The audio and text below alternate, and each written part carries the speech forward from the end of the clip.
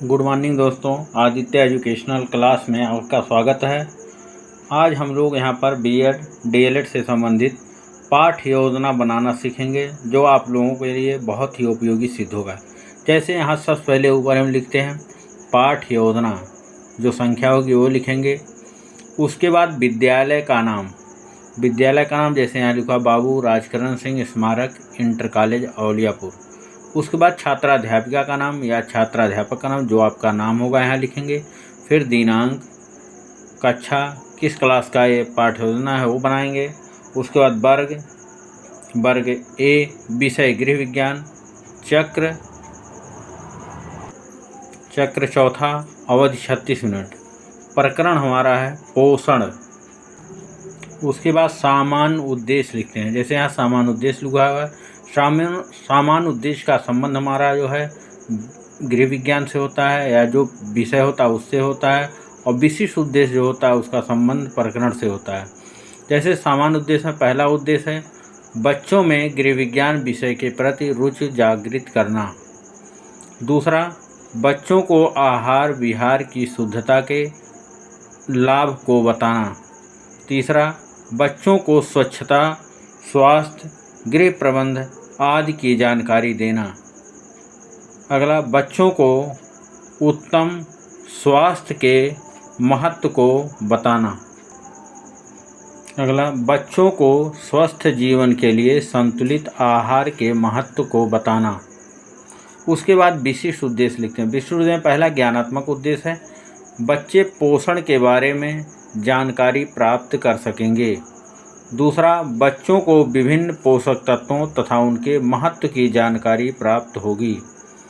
उसके बाद बोधात्मक उद्देश्य बच्चों को भोजन को पकाने की शुद्ध तरीके की जानकारी होगी। कौशलात्मक उद्देश्य बच्चे पोषण के माध्यम से अपने स्वास्थ्य के बारे में समझ सकेंगे। उसके बाद सहायक सामग्री लपेट सैंपल, चाक, डस्टर, वान्य, कक्षा उपयोगी सहायक सामग्री। उसके बाद पूर्व ज्ञान, छात्र पोषण के बारे में पहले से ही सामान्य जानकारी रखते हैं। उसके बाद प्रस्तावना के प्रश्न, एक तरफ प्रस्तावित प्रश्न, संभावित उत्तर, सहायक सामग्री। अब प्रस्तावना का जो पहला प्रश्न है, छात्राध्यापक प्रस्तावना का प्रश्न जो बनाते हैं छात्रों के पूर्व ज्ञान से बनाते हैं। पहला प्रश्न, पृथ्वी पर सबसे जागरूक प्राणी कौन है? तो छात्र उत्तर देंगे मनुष्य। दूसरा प्रश्न, मनुष्य जब बीमार होता है तो वो किसके पास जाता है? छात्र उत्तर देंगे डॉक्टर के पास। फिर तीसरा प्रश्न, डॉक्टर क्या करते हैं? तो छात्र उत्तर देंगे दवा देते हैं। चौथा क्वेश्चन, डॉक्टर दवा के साथ साथ कैसा भोजन करने को कहते हैं? तो पौष्टिक भोजन। छात्र पौष्टिक भोजन। पांचवा, पौष्टिक भोजन में कौन कौन से पोषक तत्व पाए जाते हैं? अब छात्र इसमें बताएंगे, या समस्यात्मक हो जाता है, मौन हो जाते हैं। फिर उद्देश्य कथन यहाँ होता है, लिखा जाता है, कहा जाता है, जैसे बच्चों आज हम लोग पोषण नामक पाठ के बारे में विस्तृत अध्यापन करेंगे। उसके बाद प्रस्तुतिकरण होता है, अध्यापन की सुविधा की दृष्टि से प्रस्तुत पाठ को 2 सोपानों में बांटकर अध्ययन करेंगे। उसके बाद प्रथम सोपान लिखते हैं। प्रथम सोपान एक तरफ शिक्षण बिंदु, छात्राध्यापिका क्रिया, छात्र क्रिया। शिक्षण बिंदु में पोषण क्या है? तो छात्राध्यापिका पहला जो प्रश्न यहाँ बना है, भोजन के अलावा आप और क्या खाते हैं? तो छात्र उत्तर दें दूध, फल, मांस, मछली आदि। फिर दूसरा प्रश्न, पोषण के बारे में क्या जानते हो?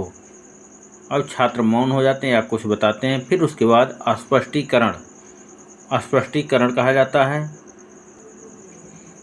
भोजन में पाए जाने वाले पोषक तत्वों द्वारा शारीरिक आवश्यकताओं की पूर्ति करना ही पोषण है।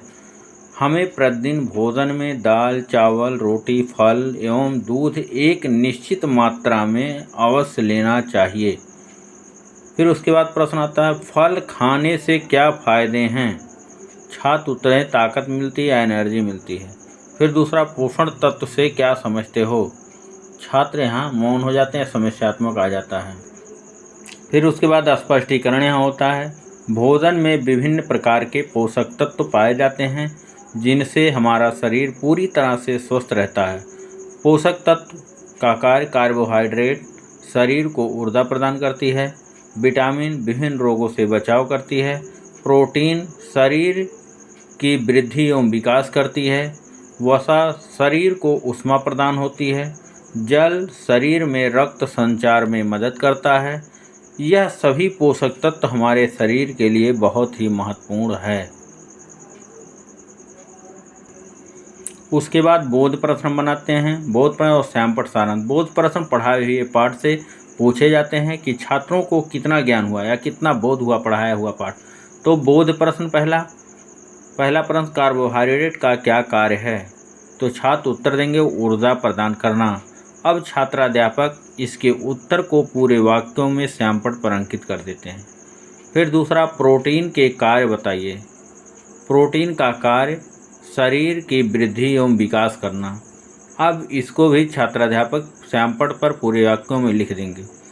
तीसरा, विटामिन का हमारे शरीर में क्या महत्व है? विभिन्न रोगों से बचाव। अब इसके भी उत्तर को सैंपट पर अंकित कर देते हैं। फिर उसके बाद कक्षा एवं निरीक्षण कार्य में छात्राध्यापिका छात्रों को सैंपट पर लिखे प्रश्नोत्तरों को अपनी कॉपी पर उतारने का निर्देश देंगी और स्वयं घूम घूम कर कक्षा कार्य का निरीक्षण करेंगे। मतलब जो सैंपट सारांश है वो छात्र उतारेंगे और छात्राध्यापिका जो है या छात्राध्यापक कक्षा में निरीक्षण करेंगे कि कौन से छात्र सैंपट सारांश को उतार रहे हैं, कौन से नहीं, उनको सुझाव देंगे या निर्देश देंगे उतारने का। उसके बाद द्वितीय सोपान आता है। द्वितीय सोपान में शिक्षण बिंदु, छात्राध्यापिका क्रिया, छात्र क्रिया। शिक्षण बिंदु, भोजन को पकाना। पहला प्रश्न जो छात्राध्यापिका क्रिया में है, बच्चों आपको कच्चा भोजन अच्छा लगता है या पका भोजन? तो छात्र उत्तर देते हैं पका भोजन। दूसरा, भोजन पका कर खाने से क्या लाभ होता है? छात्र बताएंगे अच्छा लगता है या क्या होता है, या मौन हो जाते हैं। फिर उसके बाद स्पष्टीकरण आ जाता है। स्पष्टीकरण छात्राध्यापिका कहते हैं पका भोजन खाने से निम्नलिखित फायदे होते हैं। नंबर 1, पचाने योग्य बनाना। दूसरा, स्वाद बढ़ाना। तीसरा, हानिकारक कीटाणु का नष्ट होना। पकाने से पूर्व ध्यान देने योग्य बातें, जैसे पहला, साग सब्जी धोने के बाद ही काटें। दूसरा, पकाते समय चावल से माड़ ना निकालें। तीसरा, चोकर सहित आटे की रोटियां बनाना। चौथा, भोजन पकाते समय बर्तन एवं स्वयं की स्वच्छता पर विशेष ध्यान देना। फिर उसके बाद प्रश्न आता है भोजन पकाने के तरीके। आपके घर में भोजन किस पर पकाया जाता है? तो छात्र उत्तर दें गैस पर या चूल्हे पर। दूसरा, भोजन पकाने के कितने तरीके होते हैं? अब छात्र मौन हो जाते हैं क्योंकि कई तरीके होते हैं। फिर उसके बाद छात्राध्यापिका जो है स्पष्टीकरण करती हैं या इसकी व्याख्या करती हैं। भोजन को इस प्रकार पकाना चाहिए जिससे उसकी पौष्टिकता नष्ट ना हो। भोजन पकाने की निम्नलिखित विधियां हैं। नंबर 1, जल द्वारा पकाना, जैसे उबालना, सूप बनाना। दूसरा, भाप द्वारा पकाना, जैसे वाष्प द्वारा पकाना या भापना। तीसरा, चिकनाई द्वारा पकाना, घी या तेल द्वारा पकाना, आग की आंच में पकाना, भूनना या सेकना। उसके बाद बोध प्रश्न होते हैं। बोध प्रश्न और सैंपट सारांश। बोध प्रश्न ये भी वही उसी तरीके से कि पढ़ाए हुए पाठ से जो है बोध प्रश्न पूछे जाते हैं कि छात्रों को कितना समझ में आया, कितना बोध हुआ। पहला प्रश्न है फल खाने से क्या फ़ायदे होते हैं? तो छात्र बताएंगे ताकत मिलती है, ऊर्जा मिलती है। दूसरा, जल द्वारा पकाने की कौन कौन सी विधियां हैं? उबालना और सूप बनाना। तीसरा, आग की आंच में पकाने की विधियां। तो छात्र उत्तर देते हैं भूनना या सेकना होता है। तो इसके उत्तर को पूरे वाक्यों में छात्र सैंपट पर अंकित कर देते हैं। फिर उसके बाद कक्षा एवं निरीक्षण कार्य में छात्राध्यापिका छात्रों को सैंपट पर लिखे प्रश्नोत्तरों को अपनी कॉपी पर उतारने का निर्देश देंगे और स्वयं घूम घूम कर कक्षा कार्य का निरीक्षण करेंगी। मतलब जो सैंपट सारांश अंकित उसको उतारने का निर्देश देंगे, छात्र उसको उतारेंगे और छात्राध्यापिका उनका निरीक्षण करती हैं। उसके बाद पुनरावृत्ति के प्रश्न बनाते हैं। पुनरावृत्ति के प्रश्न इसलिए बनाए कि जो पाठ पढ़ाया हुआ उसकी पुनः आवृत्ति हो जाए।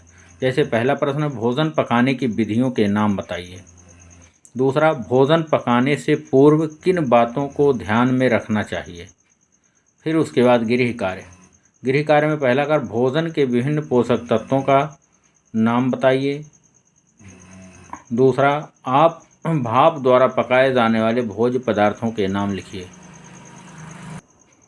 दोस्तों, मेरे इस चैनल को लाइक, सब्सक्राइब और शेयर ज़रूर करें, जिससे मैं वीडियो अपलोड करूं तो सबसे पहले आप तक पहुंचे। धन्यवाद।